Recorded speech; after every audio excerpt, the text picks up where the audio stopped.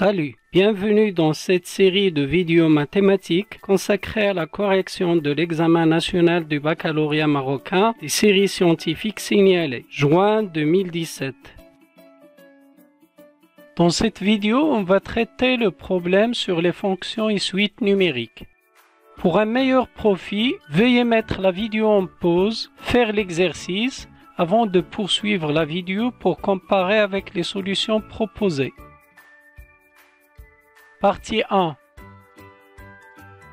La première question est simple. L'image G de 1 s'obtient par un calcul utilisant le fait que ln de 1 égale 0. Question 2. D'après le tableau des variations données, la fonction G est strictement croissante sur son domaine de définition 0 plus l'infini. Donc, elle classe les images de la même manière que sont ordonnées leurs antécédents. Par exemple, dans l'intervalle 0,1, x est plus petit que 1, par suite G de x est plus petit que G de 1. Donc, G de x est inférieur ou égal à 0 car G de 1 égale 0. On procède de la même manière pour 1 plus l'infini. Une deuxième méthode consiste à déterminer les images de chacun des intervalles 0, 1 et 1 plus l'infini, car la fonction g est en effet continue strictement croissante sur chacun des intervalles. Par exemple, g de 0, 1 égale moins l'infini 0 veut dire que toutes les images de cet intervalle-là, 0, 1, sont négatives. Donc g de x est plus petit que 0 pour tout x appartenant à 0, 1. Même procédure pour 1 plus l'infini. Partie 2, question 1. La limite de f en 0 plus s'obtient par un calcul direct utilisant des limites classiques et la limite usuelle, limite ln de x quand x tend vers 0 plus égale moins l'infini. Limite de f de x en 0 plus égale plus l'infini s'interprète par le fait que la droite d'équation x égale 0 est une asymptote verticale à la courbe C de f. Toutes les limites des sous-questions de la question 2 se calculent directement grâce aux limites classiques et aux deux limites usuelles logarithmiques, limite ln de x en plus l'infini égale plus l'infini et limite ln de x sur x en plus l'infini égale 0. Des trois limites calculées en 2b, on déduit que la courbe C admet une branche parabolique de direction de la droite y égale à x au voisinage de plus l'infini. Toujours partie 2, question 3, petit a. On note que f est dérivable sur 0 plus l'infini, puis on calcule sa dérivée f' de x à l'aide des opérations sur les dérivés et certaines dérivées usuelles comme 1 sur x' égale moins 1 sur x carré et ln de x' égale 1 sur x. On vérifie à la fin que pour tout x supérieur strictement à 0, f' de x égale g de x sur x carré. Question 3b. Le signe de g de x s'obtient de la question 2 de la première partie. Et comme f' de x est g de x sur x carré et que x carré est positif, alors f' de x est du signe de g de x. La monotonie demandée se déduit alors du signe de f' de x. La question 3c est une conséquence immédiate des résultats précédents.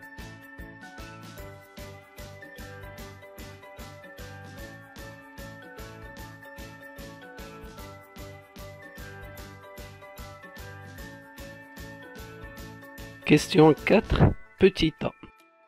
On considère x appartenant à 0 plus l'infini et à travers des équivalences successives, notre équation aboutit à deux solutions distinctes, 1 et 2. On signale seulement que ln de x égale 0 signifie ln de x égale ln de 1 signifie x égale 1.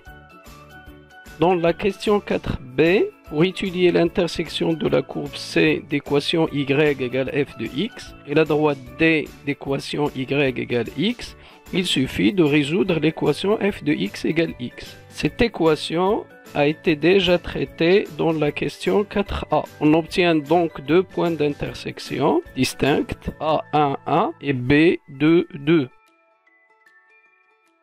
Question 4c. Des implications successives partant de x appartenant à 1, 2 aboutissent sans problème à l'inégalité demandée. L'inégalité f de x inférieur ou égal à x pour tout x appartenant à 1, 2 signifie graphiquement que la courbe C est au-dessous de la droite D sur l'intervalle 1, 2. Question 5. Pour tracer la courbe C, les étapes suivantes s'imposent. Premièrement, un repère avec une origine et des unités claires. L'asymptote verticale x égale 0 et la droite demandée d, y égale x. Deuxièmement, la courbe C admet une tangente horizontale à tracer au point A1 f de 1 car f' de 1 égale 0. Après, on construit la courbe C en utilisant le tableau des variations, l'asymptote verticale, la branche parabolique au voisinage de plus l'infini, sans oublier la position relative de C avec la droite D et le point d'inflexion donné.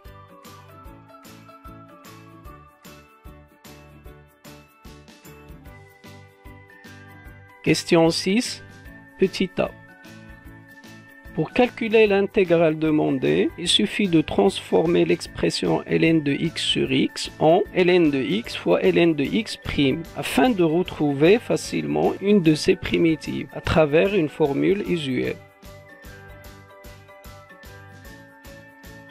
Dans la sous-question 6b, on vérifie que la fonction grand H est dérivable sur l'intervalle 0 plus l'infini et que sa fonction dérivée n'est autre que la fonction petit h. On déduit ainsi que grand H est une primitive de petit h sur l'intervalle 0 plus l'infini.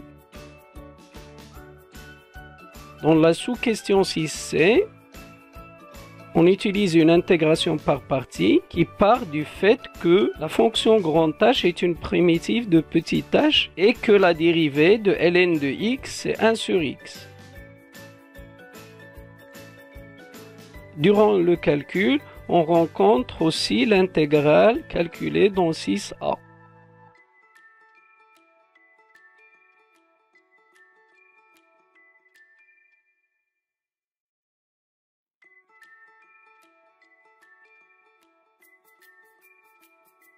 Dans la question 6d, on utilise la formule classique de l'aire d'un domaine délimité par deux courbes et deux droites verticales. La position relative de C et D nous permettra d'éliminer la valeur absolue de l'intégrale. Du coup, on retrouve l'intégrale de la question 6c. On conclut la question après avoir calculé l'unité de mesure UA. Partie 3, question 1.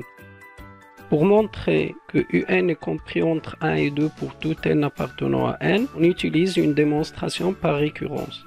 Étape 1. La propriété est vraie pour n égale 0, car U0 égale racine de 3 et racine de 3 est bien compris entre 1 et 2. Étape 2. Soit n appartenant à n, supposons que UN est compris entre 1 et 2 et montrons que UN plus 1 est compris entre 1 et 2. Cette inégalité s'obtient facilement en utilisant le fait que notre fonction f est strictement croissante sur 1 plus l'infini.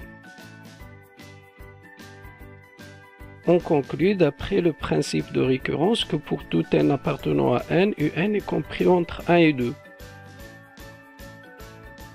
Question 2. Pour montrer que UNN est décroissante, on vérifie que UN plus 1 moins UN s'écrit sous la forme f de x moins x. Vu le fait que UN appartient à l'intervalle 1, 2, on utilise le signe de f de x moins x déjà traité précédemment pour déduire que UN plus 1 moins UN est négatif, ce qu'il fallait démontrer. Question 3.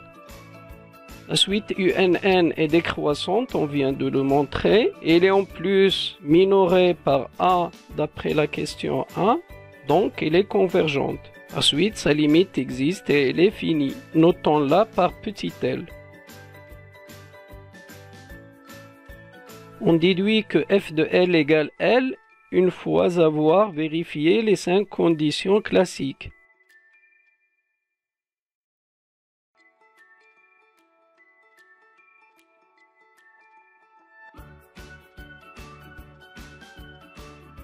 Ainsi, L est une solution de l'équation f de x égale x déjà résolue précédemment. On a donc L égale à 1 ou L égale à 2. Pour trancher, on sait que la suite UNN est décroissante à partir de son premier terme U0 égale racine de 3. Donc tous les termes et par suite sa limite sont inférieurs ou égales à racine de 3. Il n'y a pas de doute, la limite c'est L égale 1.